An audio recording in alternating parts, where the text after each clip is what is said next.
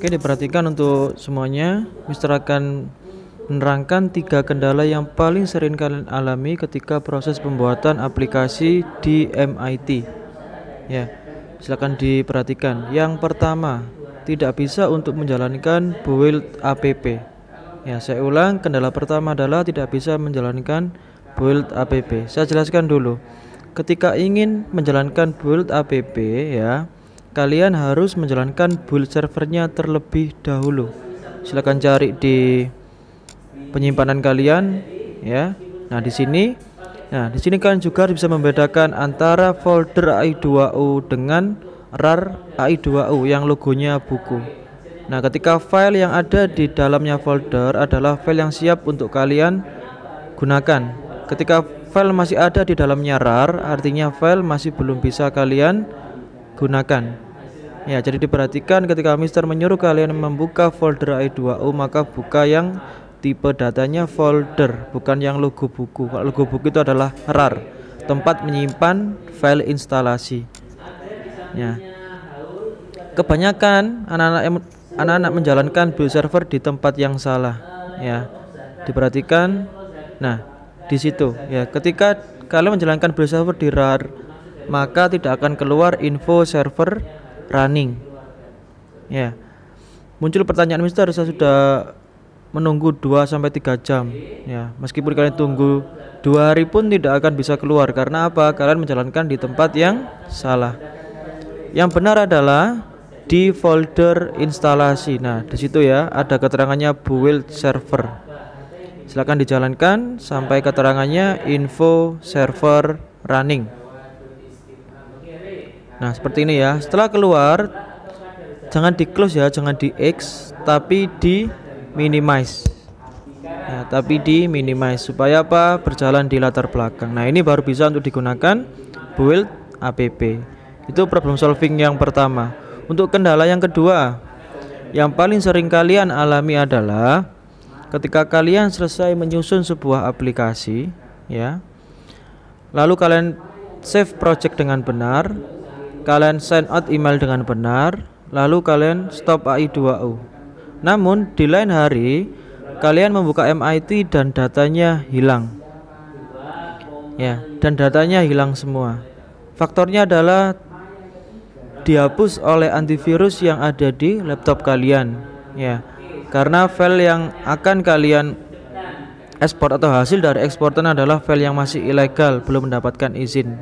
Jadi antivirus mudah untuk menghapusnya. Ya.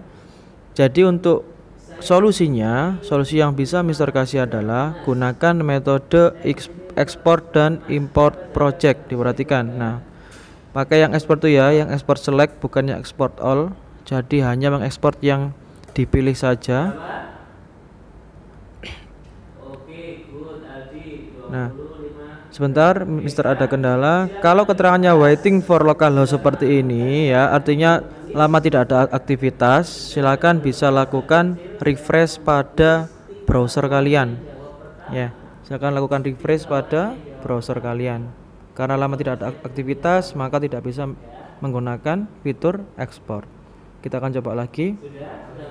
Kita akan ekspor dulu. Nah, sampai keterangannya terdownload seperti ini ya. Lalu show in folder, Mister akan rename, Mister akan tambahkan keterangan namanya supaya tidak crash ya, karena tadi kan sudah ada atas nama aplikasi soal online. Sekarang Mister akan lakukan rename. Nah, setelah sudah, asumsinya di project ini hilang ya, asumsinya hilang ya karena dihapus oleh antivirus tadi. Sekarang kita akan lakukan metode import from my computer ya, bukan yang repository, karena kita ambil datanya dari my computer. Pilih filenya lalu open ya.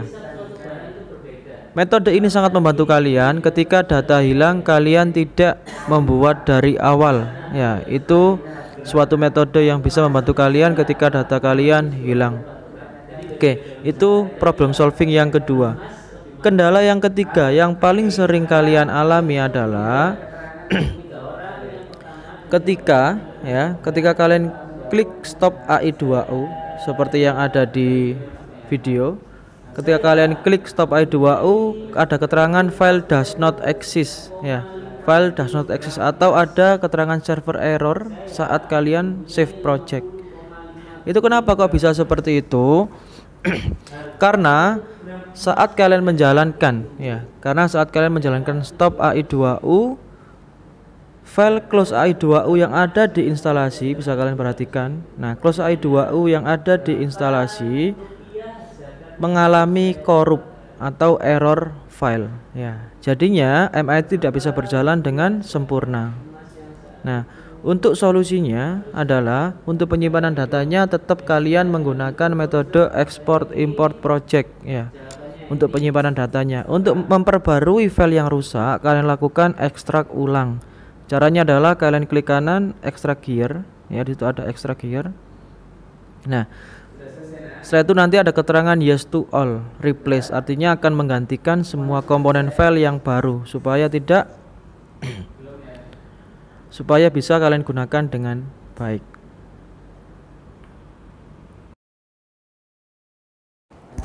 Oke, untuk kegiatan selanjutnya adalah silakan mempelajari video pertemuan ke-7 Mapel ICT yang ada di versi kalian masing-masing sebagai bekal praktek kalian di minggu depan.